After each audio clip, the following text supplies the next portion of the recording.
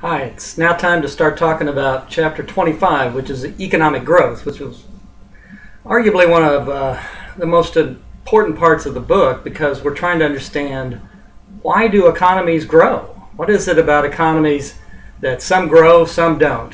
Just to give you an illustration, several years ago there were two earthquakes in two different countries. One was in Haiti and one was in Chile.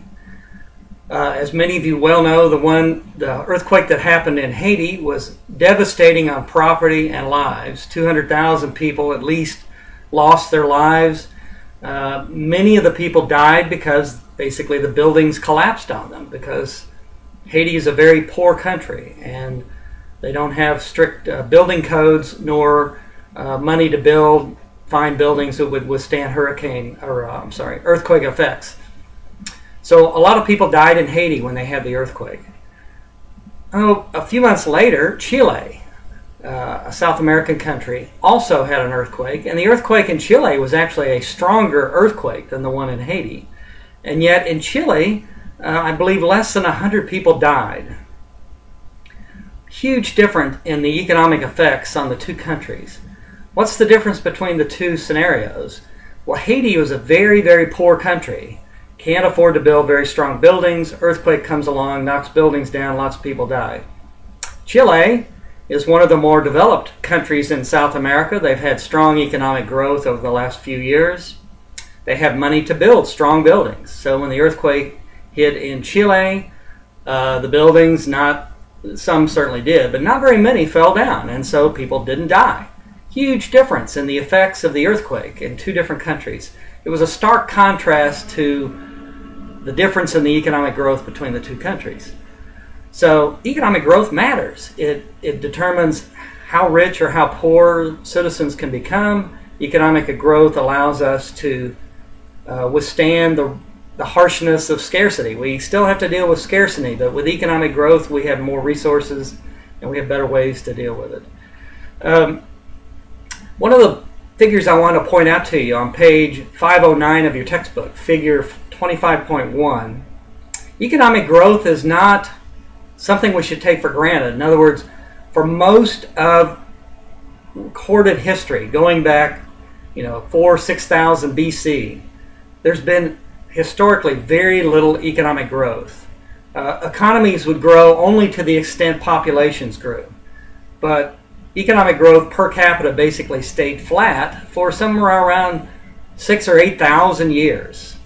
But if you look in the chart on page 509, what you'll see is somewhere around the late 1700s, you start to see this big uptick in growth in incomes per capita.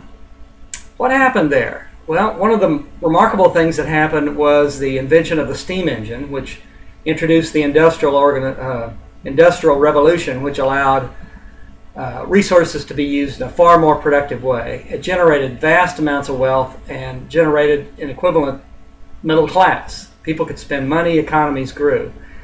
So the first point that this happened was in Britain and in the United States and then Europe, and then after World War II, finally it also happened in Asia, Japan and Korea and Singapore and countries like that.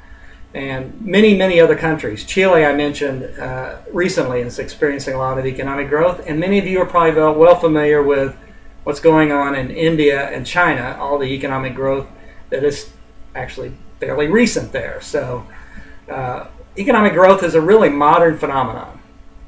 Why do we have economic growth?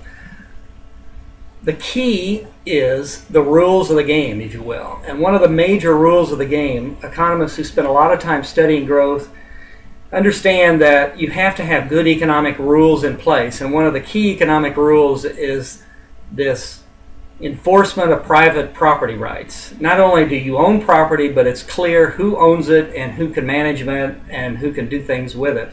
That's one of the severe problems in Haiti, is they don't have strong property rights.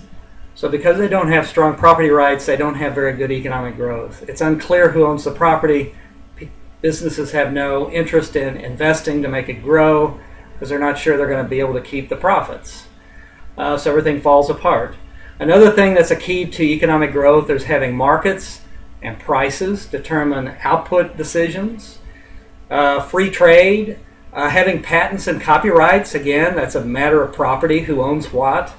And then finally, another important aspect of it is a financial structure, so the businesses can borrow money, savers have a place to put their money to save, and there's resources available to help the economy get stronger. Those are key things in economic growth. Often these are overlooked, but they're actually the foundation. Without these things, a country simply does not have economic growth. And then finally, a country also needs to have, it certainly has to have resources, it's got to have labor, and it's got to have some kind of materials and capital equipment and things like that to grow. Its labor force has to be educated and trained and knowledgeable and energetic. So these are also factors that are key to economic growth as well. And of course, finally, technology as well. So that's a very brief 6-minute introduction to economic growth. I can't stress how important economic growth is to help economies, to help people get better. Is by having more resources, they can live better, live longer. All of this happens through economic growth. So it's a critical aspect of understanding economics. As always, please let me know if you have questions.